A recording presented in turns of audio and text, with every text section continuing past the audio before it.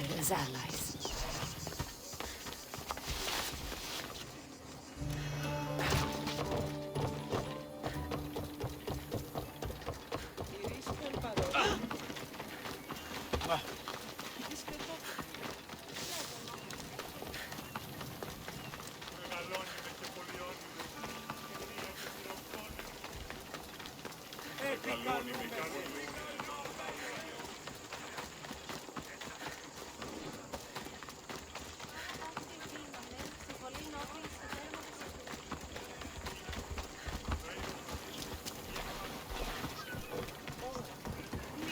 Here, Demokritos. Cassandra! What have you brought me? I found the original golden ratio. A discovery that will change the course of existence.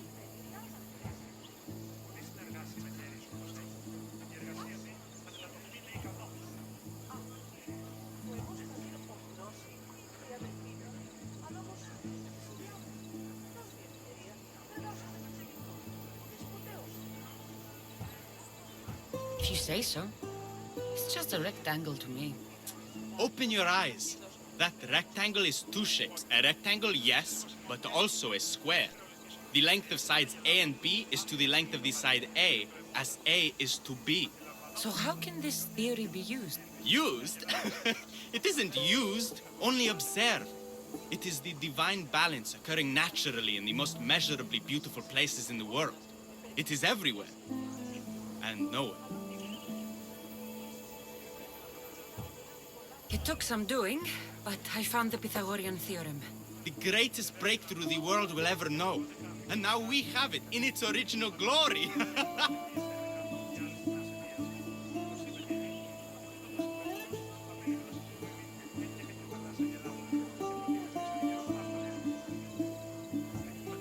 I thought it might be about the points of the triangle, but the theorem is about the length of the sides. Astute! You're wiser than you put on. The two shorter sides squared, when added together, are equal to the square of the hypotenuse. So, I found Zeno's paradox. You did! And what did you think of it?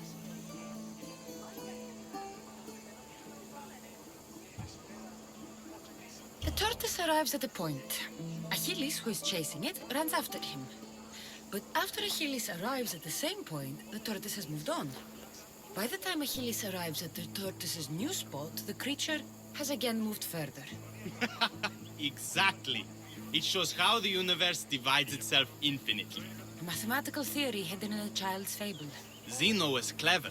Every knowledgeable old man I've ever met was an idiot. But the minds of children are endlessly wise. That was a lot to take in. But I think I found everything. You did. And with this, I can finally form my grand theory.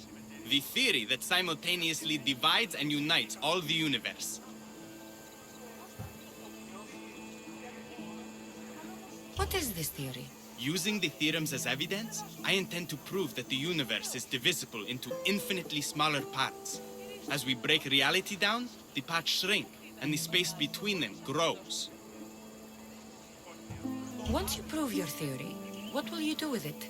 Although I aim to prove that the universe is divisible, I hope that the theory can be used to unite people. All of this sounds ambitious. One can't achieve greatness by attempting mediocrity. But I confess, I have a personal motivation. Everyone always does. Ha! In another life, you would have made a fine student. When I was a student, I loved a poet. But I was so consumed by study, I never told her. I hope to use these theorems to show her my poetry. And maybe to win her heart.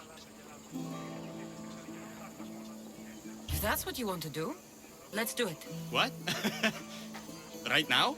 You missed your chance to tell her once, Demokritos. There's no point in missing it again. Let's go. You're right. This time I will do it properly. I never would have guessed you were a lover. Well, I wasn't. My theory that all atoms exist with a great void between them is a bit like the life I've lived. But not anymore. Now you're filling that void. Maybe. Maybe what fills the void and what draws us together is love. Save that line for the poet, Democritus. It's a good one. You think so? No! Let's go! Those bandits, stop them!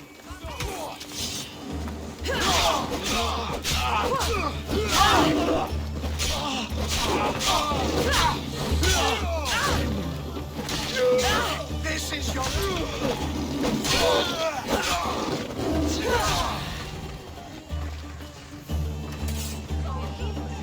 Democritus, I'm sorry. They killed her. For it to end like this. After all this time. You have your theorem. And the others. Read them to her. Let her see your poetry. It's too late. It's never too late. You can go. In another life, she might have known my love for her. You might have been my student. Imagine the happiness we'd have known. A wise man told me, the richest person in any land is the one who wants for the least. Don't want for the past, Democritus. I'll leave soon enough.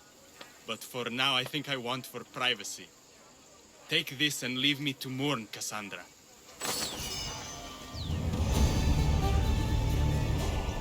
There is no force in the universe greater than that which binds two people together.